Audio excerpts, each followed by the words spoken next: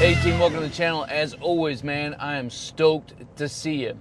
So I'm driving home and I'm thinking about Fort Sill, Oklahoma, which is going to be the very first basic combat training installation to start issuing out our new Army service uniform. So I'm sure all those dudes are really stoked and they're pumped up, and you know what, that's what this channel is all about. It's all about Army news, military news. It's all about professional development. So if that's what you're into as well, whether or not you're a current soldier, you're a future soldier, or you're just an old hat, and you want to stay up to date on some future content, make sure you subscribe to the channel and click that notification bell so that you can do just that. Now, you know, if we're starting to see these things being issued out, they've already been issued out to future recruiters and drill sergeants. And there's a bump there. Whoa, smack down. And you know, we're going to start to see these soldiers begin to report to us probably springtime to March to summertime of next year, right? Summertime, springtime of next year, new soldiers are going to start reporting to our duty stations in a new uniform. They're going to be ahead of you and I, right, when it comes to how they're looking like. That's how it's going to be projected, right? I think about that same time, we should start to see our clothing and sales be stocked up. And so a lot of people are going to have a lot of hard decisions that they're going to have to make. You know, how are they going to transition? Are they going to transition to the new uniform? And some of them better transition. I think we'll start to see, you know, certainly command teams, battalion and higher, they'll be quick to transition. They'll be quick to transition. I think a lot of senior staff, senior non-commissioned officers, field grade officers are going to transition pretty quickly. And where I think we'll start to see some gaps is going to be in some of the senior non-commissioned officers, certainly in our junior officers and in our junior NCOs. Soldiers, you know, you got till 2027, right? So it's nothing that anybody has to be in a rush for. But some people are going to be in a rush to do it. And I think as a leader, we need to help promote we need to promote professionalism, and I'm all on board with purchasing new uniforms, you know, when somebody receives clothing allowance.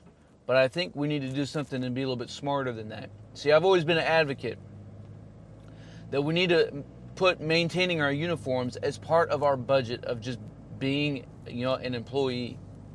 So to put it in a little different perspective. So, you know, whether you're talking about skivvy shirts, PT shorts, socks, dress socks, ribbons, things of this nature, badges, you know, we should be buying these things on a regular basis so that we always have something that is serviceable. And then using our clothing and sales money to buy the bigger ticket items, whether it's boots or ACUs. Now, some of us have transitioned in the past to different service uniforms or to different combat uniforms altogether. And so we felt the brunt of having to make big purchases all at one time. Now, the good thing is the Army is saying, man, you've got until like 2027, man. That's another six years down the road. So you don't have to be in a rush to go out and spend all kinds of money. Certainly don't go into debt. Please don't go into debt. So my recommendation would be maybe go buy a pair of trousers, pick up a shirt, get your headgear taken care of. Do it in smaller increments that you can chew on so it's not causing a burden.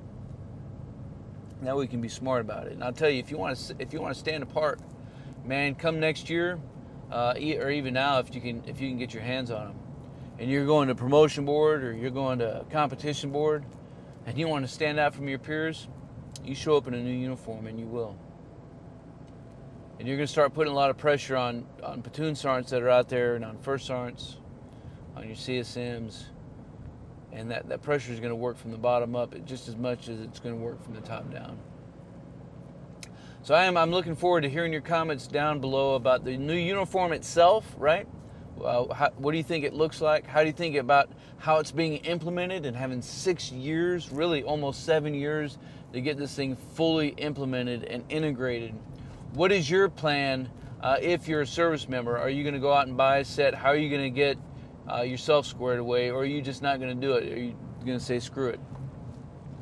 Because, and I could feel you, man. If your ETS is, within the next year and a half, 2 years, that's going to be a hard pill for a lot of people to swallow. So let me know what your thoughts are down below. If you enjoyed the content of it, again, make sure you smash that like button and subscribe to the channel. Click that notification bell. You can stay up to date on some future content, man. We'll just keep this conversation rolling, man. I appreciate you guys. Hope that y'all are doing well. Hitting winter time is coming, man, and got to keep this conversation rolling. Y'all stay out there. You keep grinding, and you stay stoked.